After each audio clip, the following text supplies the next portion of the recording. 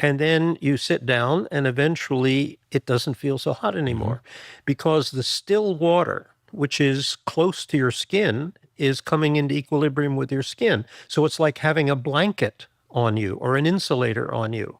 And then if you move around, you disturb that still water layer, you feel the hot temperature again. Got it. Yeah.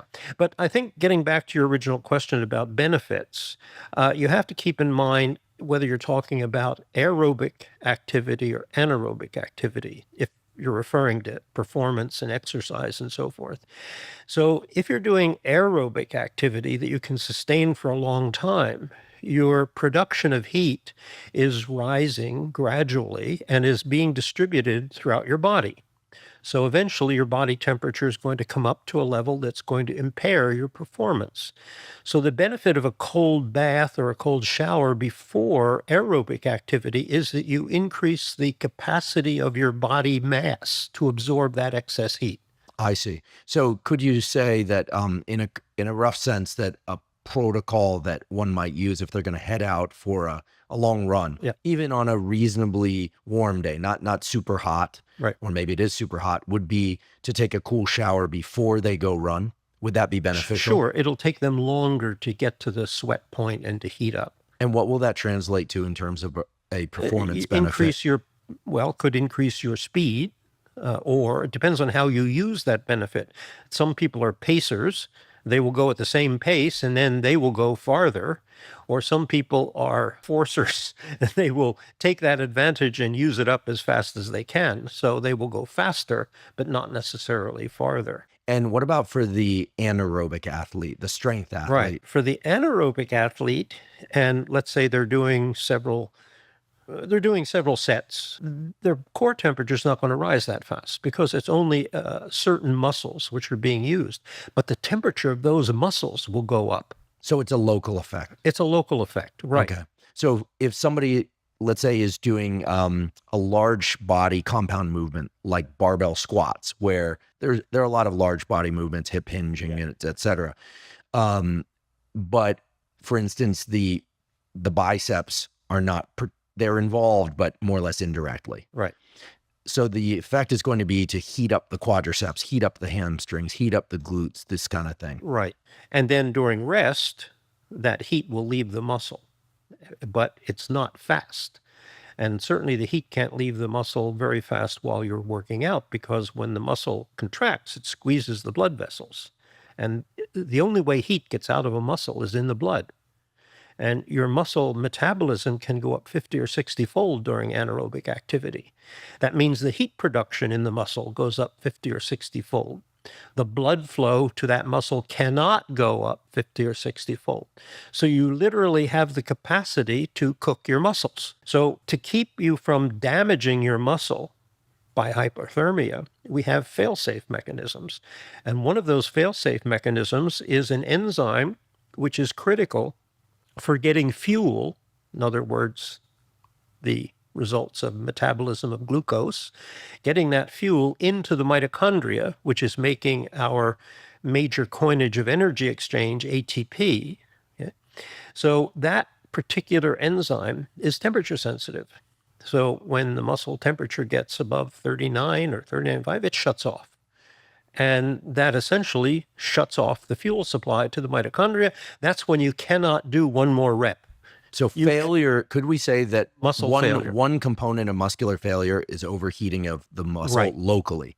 Right. There are probably other things too. The most immediate impairment of muscle activity, muscle fatigue, in other words, is the rise in temperature of the muscle. So let's say I'm doing 5 sets of 5 with squats. Mm-hmm. I hit muscular failure at a given weight. Mm-hmm.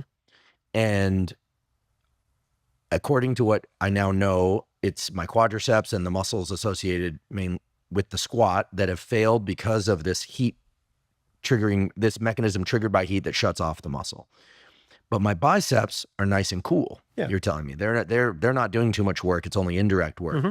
So why is it that I can't set the bar down in the squat rack, walk over and do barbell curls with the same intensity that I could if I were to do those barbell curls fresh? not having done anything prior. Well, you will still have a fatigue curve with your upper body. Okay. And that will be influenced by any rise in temperature that has been generated by your lower body exercise. So temperature in both cases is the limiting factor. It's one limiting factor. It's one limiting factor. I find that amazing. Right. So I realize there might be other mechanisms involved. Sounds like heat is, if not the dominant mechanism that prevents more work, it's one of them. It's one of them, and it's a quick one. It's a fast one. Why is it that if I finish a set of squats, I can't simply cool off my quadriceps by throwing a nice cool towel on my quadriceps? Why is that not the best way to go about it? Because your body surface is a very good insulator. The skin, the fascia, the muscles underneath, that they're all very good insulators. And that's why I said earlier that the way the heat gets out of the muscle is in the blood. So if throwing a cold towel or even ice cold towel on my quadriceps isn't going to work, or standing in front of the fan because I'm insulated from that cool, I can't cool off my blood fast enough. What about drinking 16 ounces of ice water? Sure, you can do that, but you can calculate how much heat that can absorb. Okay? And you can't continue drinking liters of ice water. You're going to dilute your blood and have other problems. But yes, it'll help. Sure, it will help. But it doesn't have the full capacity you will need. What about an ice pack to the back of my neck or to my head, or squeezing the cold sponge over the head? How good is that, or how poor is that as a strategy? Since now we know that being overheated locally and systemically throughout the body is a serious limiting factor on performance. Well, you have to understand something about our thermoregulatory system. We have a thermostat, just like you have a thermostat in your house, and that thermostat is in the brain. It's called the preoptic anterior hypothalamus. It does many things in terms of physiological regulation, but it serves as a thermostat. Now, that thermostat has to have information. It has to have input. Where does that input come from? It comes from our overall body surface, where we sense temperature. So one of the things that can happen when you're overheated is that you can send in a cold stimulus to your thermostat. And that's sort of like wanting to cool your house by putting a wet washcloth over your thermostat. It's doing the wrong thing. So we've actually had experiences where we've had people exercising, getting overheated, and then cooling the body surface. And they say, it feels great. This is fantastic. And their core temperature is going up. So what can happen if you, let's say, cool the torso with an ice vest, you can actually cause vasoconstriction of your portals, your heat loss portals. So that's what impairs the rate at which you're losing heat. It feels good. Now, back to the head. That's really interesting. The major blood flow to the brain comes up 4 arteries through the neck. There's the carotid arteries and there's the vertebral arteries. So when you put a cold towel around the neck, you're going to be putting a cold stimulus into the brain. Well, that's great for protecting the brain. You want to protect the brain, but it's also going to make you feel cooler than you are. So you will think you're ready to go again quickly when you've just essentially cooled the thermostat. So you're saying that if somebody's hyperthermic, they could trick themselves into subjectively thinking that they are cooling off by putting a cool towel, and that they can go further, but their brain could cook. Well, if they stop the cooling, then that hot blood from the body core is going to go to the brain. Interesting. Yeah, you can feel great and have a dangerously hyperthermic temperature. But I should say that when you get into the danger zone, things get bad fast. What are some of the symptoms that people could be on the lookout for hyperthermia? Essentially, it's almost ironic that if individuals are transitioning into heat stroke, they actually vasoconstrict and they stop sweating. And that's a pathological situation. I couldn't begin to explain it. But essentially, you are just feeling exhausted. You're feeling miserable. The heart rate is very high. Your heart rate goes up as your core temperature goes up, called cardiac drift. So you just feel rotten. It's not a danger signal that you can translate immediately into, oh, I'm going into heat stroke. That's why people can overcome their bad feeling with motivation to continue going, to work harder. So there have been a number of high profile athletic deaths due to heat stroke that were during practice, not in competition when people, are really trying to do it, but in practice, which shows they were just motivated to push. So let's talk about these magnificent portals that not just humans, but other animals, mammals are equipped with. If putting cold on the neck or on the head or on the torso is not optimal, what is optimal? And maybe walk us through a theory as to why we would have these portals located where they are. And then we can talk about how one might leverage them for performance. Okay, where the portals are in the glabrous skin, big word, okay? Glabrous just means no hair. So it's the hairless skin. You say, well, most of my body is without hair.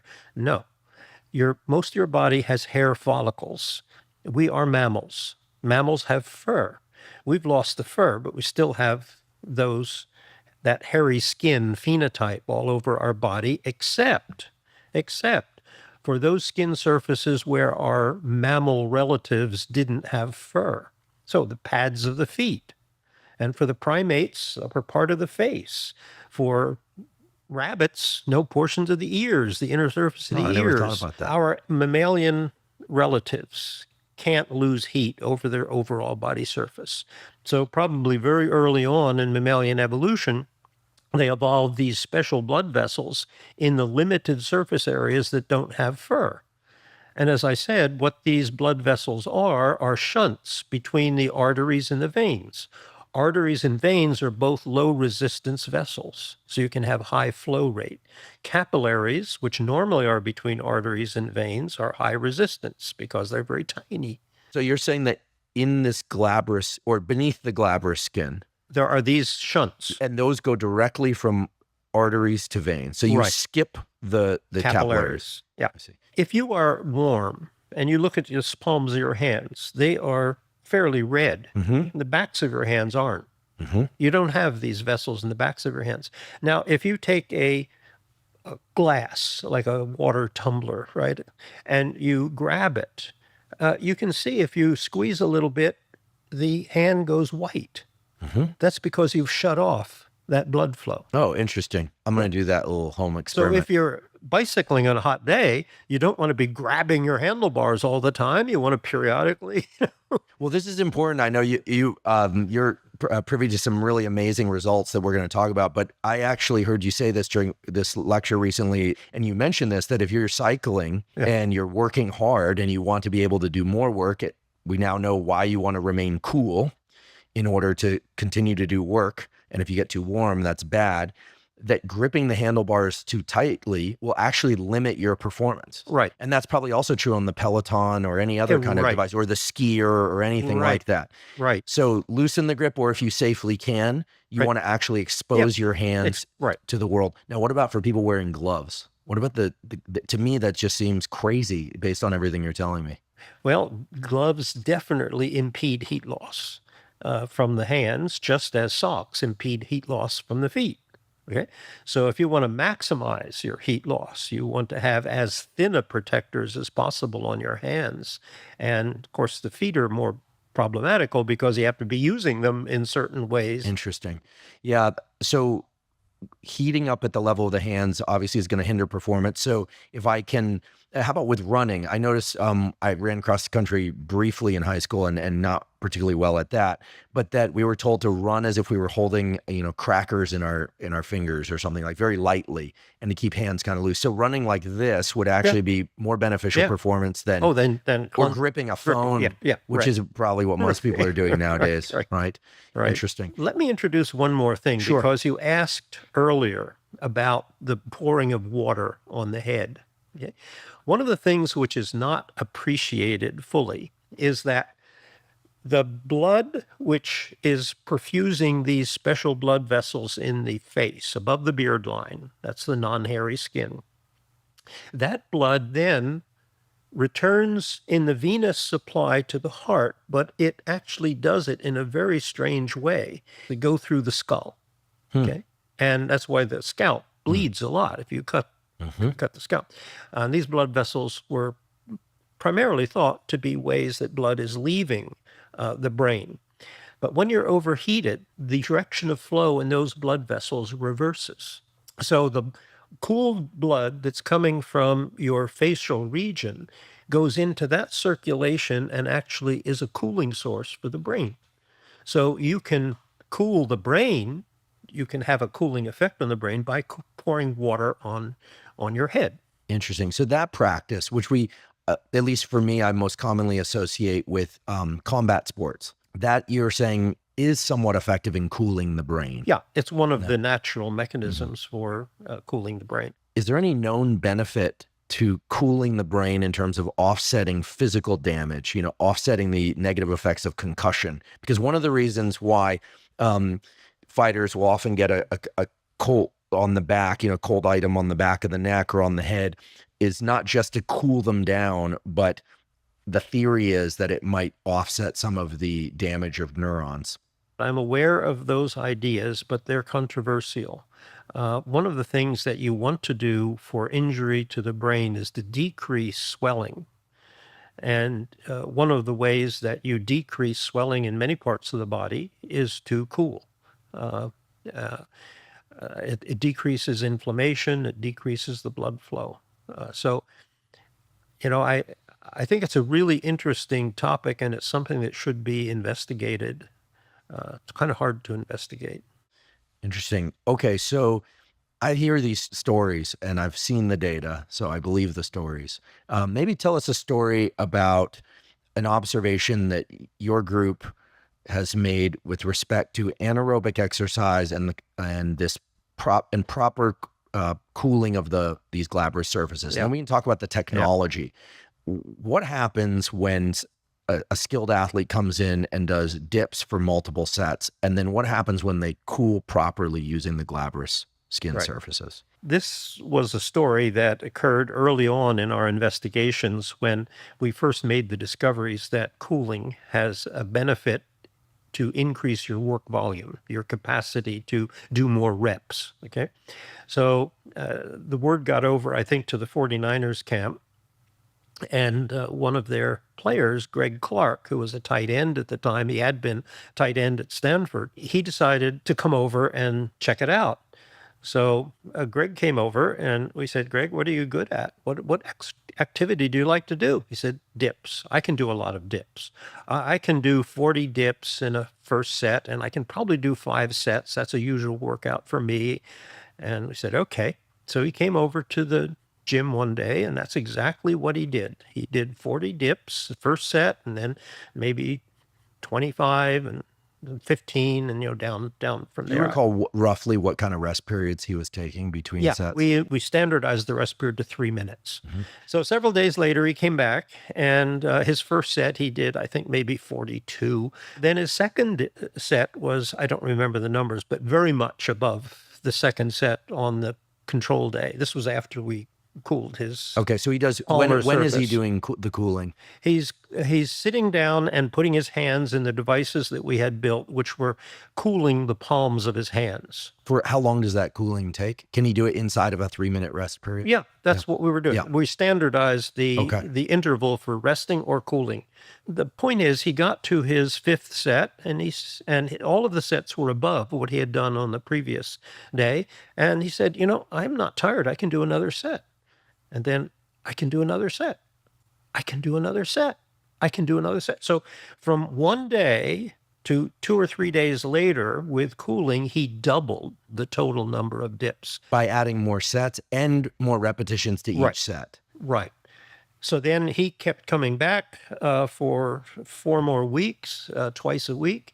And by the end of that month, he was doing 300 dips. Wow. So what percentage? So he tripled. He essentially tripled. And so here's a professional athlete at peak physical conditioning, and he triples what he can do. Amazing. And I know there are also published results, and we will provide links to some of these papers for people seeing similar effects I should say, similar performance enhancing effects using bench presses in the Right. bench press or push-ups or Yeah. other Yeah. sorts of things. So what's your favorite example of endurance? We haven't done a lot in the field. I mean, outdoors. Most of our endurance has been in a hot room with treadmill work and so forth. So the very first experiment we had, I think, maybe 18 subjects just off the street. For this group, with one trial, with and without cooling, we could double their endurance walking on the treadmill, walking uphill on the treadmill in the heat, like maybe 40 degrees ambient temperature, 40 degrees centigrade. So what does that experiment look like? You're having people walk on an incline. It's really warm. Some people are just going to hit the quit button and say, I've had enough, and get off the treadmill. Right. With proper cooling. When are they doing the cooling? They're doing it continuously. I see. Because in the laboratory, we can suspend devices from the ceiling, for example. Some people might wonder, if there are all these studies and there are these incredible results over the years, why haven't we heard more about it? And I will ask your opinion on that as well, but I'll just editorialize a little bit. Is that the best laboratory work and its practical applications oftentimes requires many studies. And oftentimes there isn't a portal, so to speak, to get that information out into the technology sector. So there is a company that's developing this technology for people to use and Right. to purchase and use. Right. You might as well just tell us now, what is the name of that company, and do they have a website? People are Right. going to want to know, where can they get this magical technology? Right. And is there a poor man's version of it as well? Well, the company is Arteria, Arteria, and the website is www.coolmit.com. So CoolMit is just COOLMITT, Yeah. coolmit.com. The new version of the technology is sort of in beta test versions. We got it into the hands of people who had used the technology before. So there's NFL teams that are using. There's college teams. There's Olympics. There's the Navy SEALs, Major League Baseball, the NBA, the National Tennis Association. They have locations where now they are trying this out and reporting back. How's it working? How could you change it? How could you improve it? Great. Let's talk about the technology in a little more detail for a moment. The Cool Mitt, as I understand, is it's a mitt, it's a glove. Yeah. You put your hand into, you hold on to a surface, and that surface cools your hand, and Right. thereby through this specialized portal cools your core body temperature and all the muscles of the body. Subjectively, if I were to do this right now, would I think that it was ice cold, or would I think it was just cool? Just cool. I see. Ice cold is too cold. So people always ask, well, why can't you just stick your hand in a bucket of ice water? It's too cold. What that does is that causes reflex vasoconstriction of the very portals that you're trying to maximize the heat loss from. So you stick your hand in cold water. When it comes out, it's cold. You just sealed up all the heat in your body. Yeah, right. How long in the Cool Mitt at the proper temperature?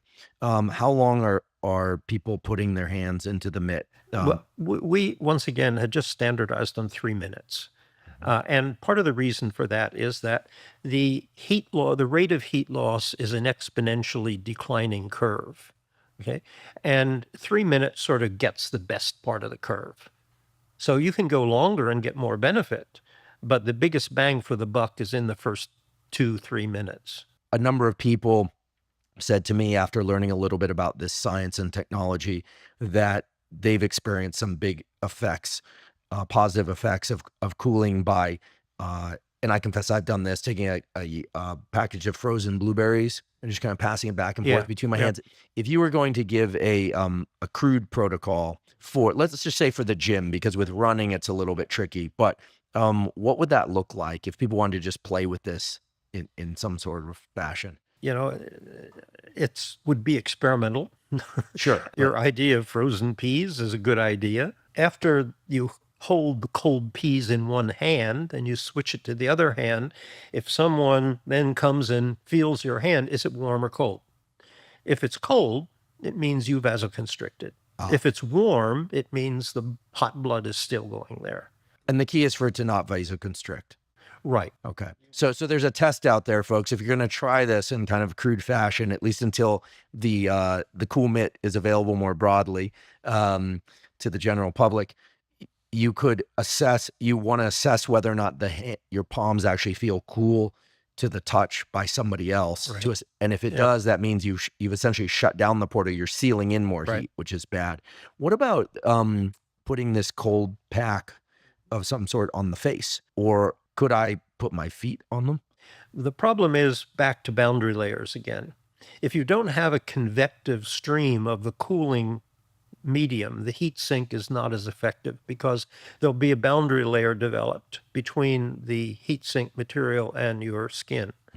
So that decreases its efficacy. Right. So this is why just planting my feet on two packages of my bare feet on two packages of frozen peas, there's really no opportunity for circulation Right. of and Right. therefore heat transfer. So it's not really optimal. But once again, it depends on the surface area to get any benefit at all. We have a study that we published, which was in